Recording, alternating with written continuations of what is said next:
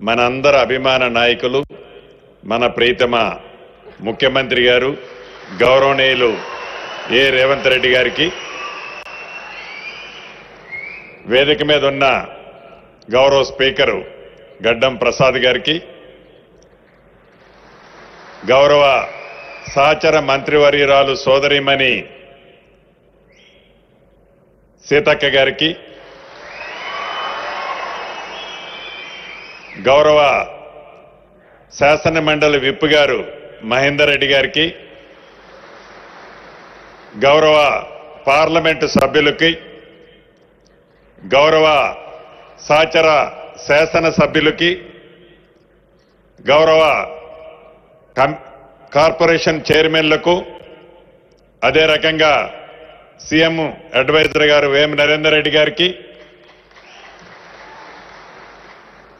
Revenue principal secretary Lokesh Kumar గారికి, ఇంకా వేదిక మీద అనేక మంది ప్రముఖులు, అధికారులు, ఈ కార్యక్రమానికి హాజరైన నా రెవెన్యూ కుటుంబ సభ్యులు, మీడియా మిత్రులు అందరికీ మనస్ఫూర్తిగా హృదయపూర్వక నమస్కారం. చాలా సంతోషం. ఆనాడు ఎన్నికల ముందు ఏదైతే మన నాయకులు రాహుల్ గాంధీ గారు కానీ, ఆనాటి పిసిసి అధ్యక్షులు ఈనాటి మన ప్రీతమ ముఖ్యమంత్రి గారు రేవంత్ రెడ్డి గారు కానీ, ఇప్పటి డిప్యూటీ చీఫ్ మినిస్టర్ గారు, ఆనాడు మన ప్రతిపక్ష నాయకులు భట్టి గారు కానీ, మేమందరం కానీ మీ దీవెనలతో ప్రజా ప్రభుత్వం ఏర్పడి ఇందిరమ్మ రాజ్యం వచ్చిన తర్వాత అర్ధరహితంగా ఆనాటి ప్రభుత్వం అర్ధరాత్రి తీసుకొచ్చిన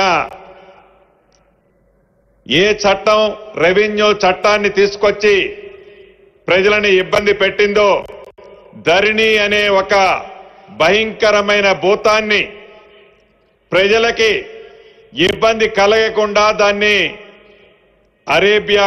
అరేబియా మహాసముద్రంలో వేస్తామని చెప్పిన మాట ప్రకారం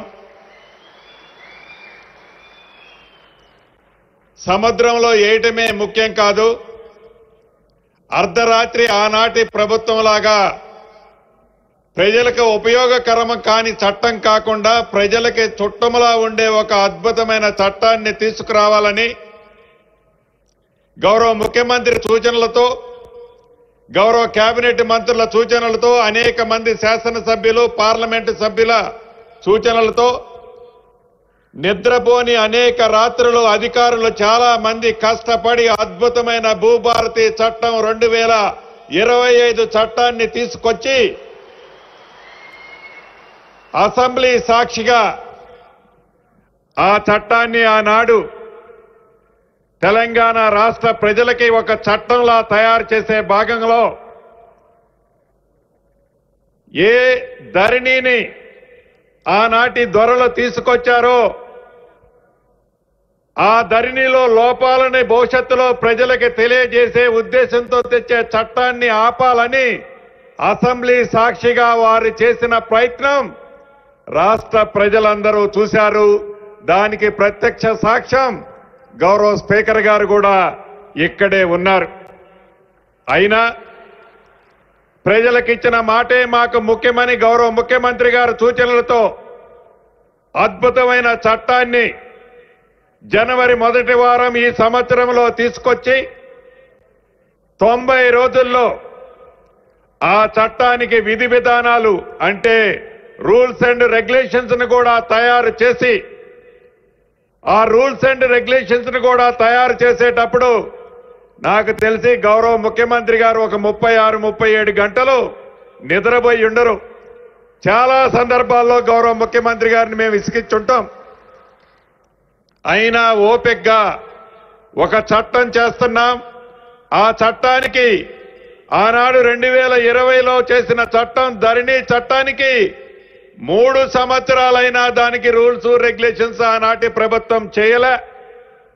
కానీ మనము చేసిన భూభారతి చుట్టం లాంటి చట్టానికి 92 రోజుల్లోనే అధికారుల కృషితో సహచర కేబినెట్ మంత్రుల సూచనలతో గౌరవ ముఖ్యమంత్రి గారి ఆదేశాలతో రూల్స్ అండ్ రెగ్యులేషన్స్ తయారు చేయటమే కాకుండా ఏప్రిల్ 14వ తారీఖు డాక్టర్ బిఆర్ అంబేద్కర్ గారి జన్మదినాన్ని పురస్కరించుకొని ఈ భూభారతి చట్టాన్ని తెలంగాణ రాష్ట్ర ప్రజలకి గౌరవ ముఖ్యమంత్రి రేవంత్ రెడ్డి గారి చేతుల మీదుగా అంకితం చేసిన సంగతి కూడా మీ అందరికీ తెలిసిందే. చట్టాన్ని అయితే అద్భుతంగా చేసుకున్నాం. ఈ చట్టం దేశంలో అన్ని రాష్ట్రాలకు ఒక రోల్ మోడల్ గా ఉండే విధంగా ఎక్కడా చిన్న లోపాలు లేకుండా బ్రహ్మాండమైన చట్టాన్ని తయారు చేసుకొని దానికి విధి విధానాలు నిర్మించుకొని ఆ చట్టం ఆధారంగా ప్రజలలోకి ఆనాటి ధరణితో ఇబ్బంది పడ్డ ప్రజలని విముక్తులను చేయటం కోసం ముఖ్యంగా భూములున్న ఆసాములకి పూర్తి భద్రత కల్పించే విధంగా ఆనాటి దొరల ఆలోచనలకి భిన్నంగా ప్రజా ప్రభుత్వం పేదవాడి భరోసా ఇచ్చే విధంగా పేదవాడి ఆత్మ గౌరవానికి ఎన్నుదండుగా ఉండే విధమైన ఈ చట్టంతో 3 విడతల్లో పైలట్ గా 4 మండలాల్లో రాష్ట్ర వ్యాప్తంగా చేశాం. ఈ చట్టం యొక్క ఫలితాలు ఎలా ఉంటాయని తర్వాత ప్రతి జిల్లాలో 32 జిల్లాలలో ప్రతి మండలంలో మళ్లీ చేశాం ఒక గ్రామంలో. అవి అయిన తర్వాత జూన్ 2వ తారీఖు నాడు రాష్ట్ర అవతరణ దినోత్సవం సందర్భంగా రాష్ట్ర వ్యాప్తంగా ఆ ధరణితో ఇబ్బంది పడ్డ రైతన్నలకు భూములున్న ఆసాములకు పూర్తి భద్రతతో ఉన్న ఈ చట్టంతో అప్లికేషన్లు సేకరించడమే కాకుండా గడిచిన ఈ 2.5 నెలలలో ఏవైతే ఆనాడు రాష్ట్ర వ్యాప్తంగా 8,65,000 అప్లికేషన్లు వచ్చాయి. అదనంగా ఆనాడు 2020 చట్టం చేసేటప్పుడు ఏదైతే సాదా బైనామాలకి మీరు అప్లై చేసుకోండి ఆ సాదా బైనామాల సమస్యల్ని పరిష్కరిస్తామని చెప్పిన ఆనాటి దొరవారు ఆ చట్టంలో సాదా బైనామాల అంశాన్ని పెట్టని కారణంగా ఆన్లైన్లో అప్లికేషన్లు అయితే తీసుకున్నాం. కానీ ఒక్క సమస్యకు కూడా సాదా బైనామాల సమస్యలు పరిష్కరించలే. దాని ఆధారంగా ఆనాటి దొరవారి ప్రభుత్వంలోనే కోర్టుకి కొంతమంది పిల్లి రూపంలో వేశారు. అంటే సాదా బైనామాలకు సంబంధించిన 9,26,000 అప్లికేషన్లతో పాటు 8,65,000 అప్లికేషన్లు మళ్లీ రెగ్యులర్ గా వారి వారి కష్టాలు బాధలకు సంబంధించిన అంశాలు అప్లికేషన్ల రూపంలో ఈ భూభారతి చట్టం వచ్చిన తర్వాత గ్రామానికి రెవెన్యూ అధికారులే ధరణి లాగా చెప్పులు అరిగిందాకా ఎంఆర్ఓ చుట్టూ ఆర్డీఓ చుట్టూ అడిషనల్ కలెక్టర్ చుట్టూ కలెక్టర్ చుట్టూ సిసిఎల్ఐ చుట్టూ తిరగకుండా రాష్ట్ర యంత్రాంగం రెవెన్యూ యంత్రాంగమే గౌరవ ముఖ్యమంత్రి రేవంత్ రెడ్డి గారి సూచనలతో మీ రెవెన్యూ గ్రామానికి మీ ఇంటి వద్దకే రెవెన్యూ అధికారులు పంపించి మీరిచ్చిన 8,65,000 అప్లికేషన్ని ₹1 కూడా ఛార్జీ చేయకుండా తీసుకోవటం జరిగిందని ఈ వేదిక ద్వారా ఒక్కసారి రాష్ట్ర ప్రజలకి గుర్తు చేస్తున్నాను.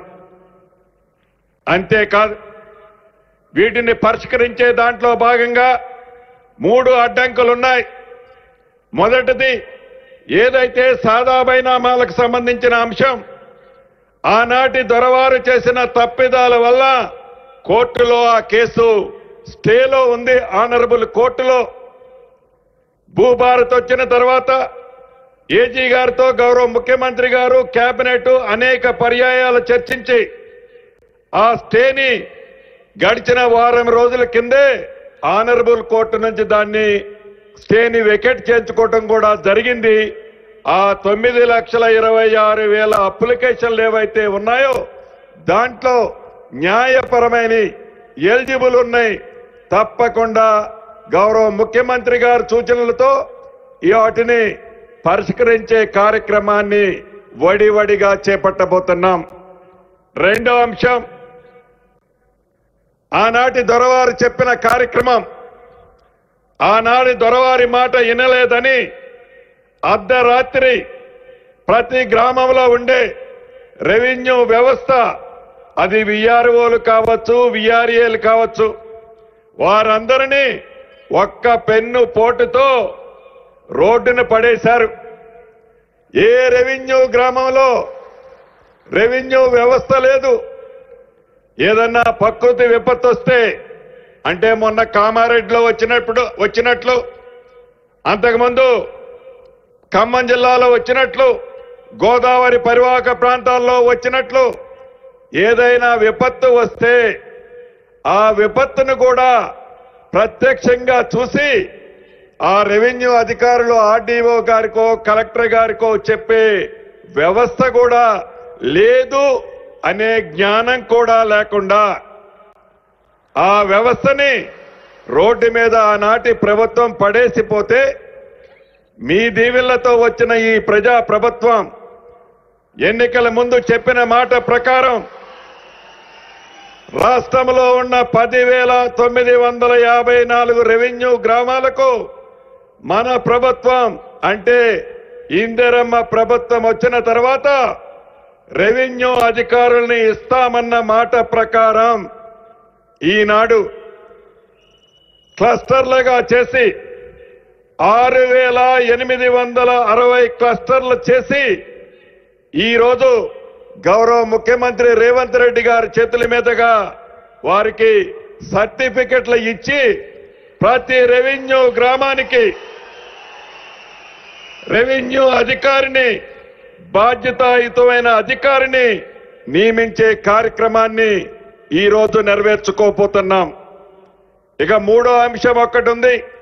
ఇందాక సెక్రటరీ గారు చెప్పినట్లు సర్వేర్ల అంశం, ఇది పెద్ద సమస్య.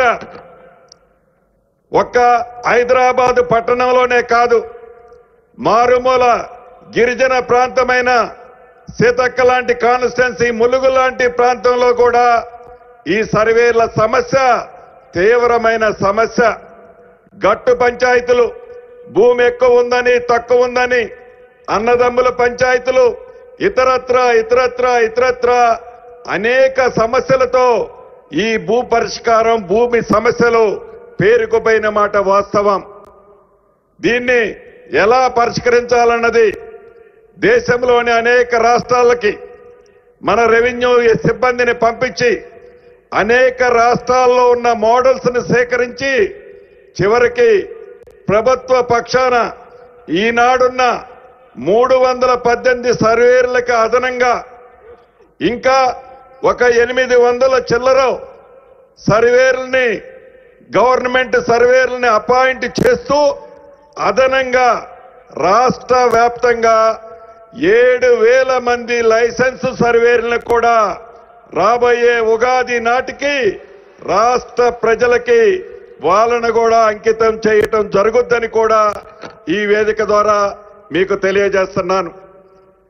ఈ 3 సమస్యలతో రాబోయే రోజుల్లో ఒక భూభారత్లో వచ్చిన అప్లికేషన్లే కాదు, సాదా బైనామాల అంశమే కాదు, ఎప్పుడో 30 సంవత్సరాల క్రితం ప్రభుత్వం వివిధ ప్రాజెక్టుల కోసం భూసేకరణలు చేస్తే ఆ భూసేకరణలు చేసిన భూములు ఇంకా కొన్ని ప్రాంతాలలో రైతుల పేర్లతోనే ఉన్నాయి.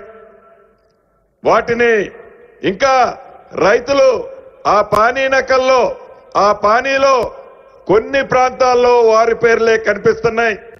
అంతేకాదు, ఈ భూభారతి చట్టం ప్రతి డిసెంబర్ 31వ తారీఖు నాడు జమాబందీ కార్యక్రమం కూడా ఏదైతే సాఫ్ట్వేర్ లో ఉన్న ఈ ప్రింట్ ని హార్డ్ కాపీ ప్రింట్ తీసి ప్రతి రెవెన్యూ గ్రామాల్లో దీన్ని తప్పకుండా ఆ గ్రామంలో ఆ సంవత్సరంలో ఎవరైతే అమ్ముకున్నారో కొనుక్కున్నారో ఎవరి పేరు చేంజ్ అవ్వాలనో ఈ రెవెన్యూ అధికారి చెప్పిన అంశాన్ని ఆధారంగా ఆ ఎంఆర్ఓ గారు ఆ ఆర్డీఓ గారు ఆ రికార్డులని ఆ సంవత్సరంలో జరిగిన ట్రాన్సాక్షన్స్ అన్నిటినీ నీటిగా ఏ సమస్య రాకుండా స్పాట్లో అక్కడే పరిష్కరించే మార్గం కోసం ఈనాడు ఇంత పెద్ద ఎత్తున మనం ఏర్పాటు చేసుకున్న ఈ వ్యవస్థ తప్పకుండా ప్రజలకు ఉపయోగపడుతుందని మనస్ఫూర్తిగా కోరుకుంటున్నాను. ఇంకా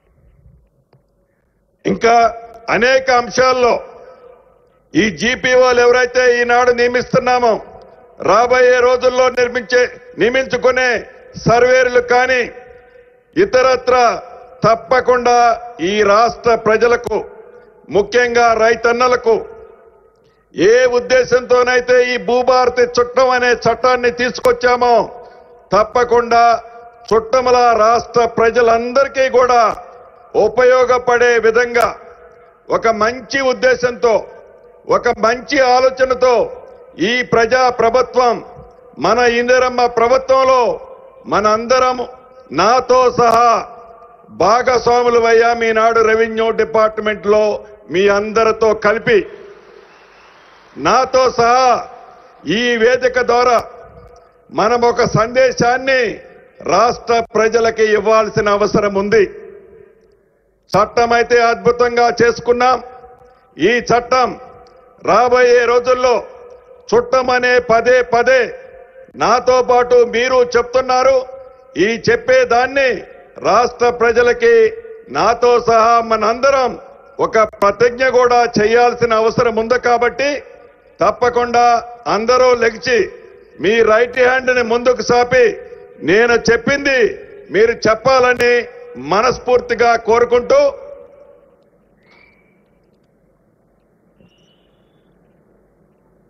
గ్రామ పాలన అధికారిగా ప్రజా ప్రభుత్వంలో ప్రజా సేవకు ప్రభుత్వం కల్పించిన ఒక గొప్ప అవకాశం. భూ సంబంధిత విధి నిర్వహణలో పారదర్శకతతో నిబద్ధతతో న్యాయబద్ధంగా పని చేస్తానని 4 కోట్ల తెలంగాణ రాష్ట్ర ప్రజలకి ప్రతిజ్ఞ చేస్తున్నాను. కూర్చోండి. కాబట్టి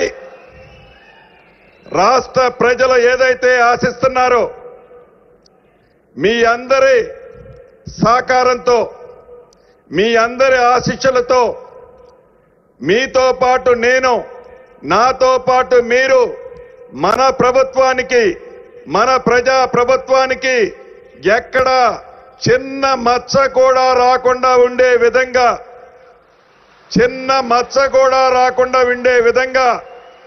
మీ అందరి సహాయ సహకారాలు మీ కృషి కావాలని మనస్ఫూర్తిగా మరొక్కసారి నా కుటుంబ సభ్యులందరినీ కోరుకుంటూ ఈ అవకాశం ఇచ్చిన మీకు గౌరవ ముఖ్యమంత్రి గారికి మరొక్కసారి మనస్ఫూర్తిగా శిరస్సు వంచి అభినందనలు కృతజ్ఞతలు చెప్తూ సెలవు తీసుకుంటున్నాను. థ్యాంక్ యూ అన్న. ధన్యవాదాలు సార్.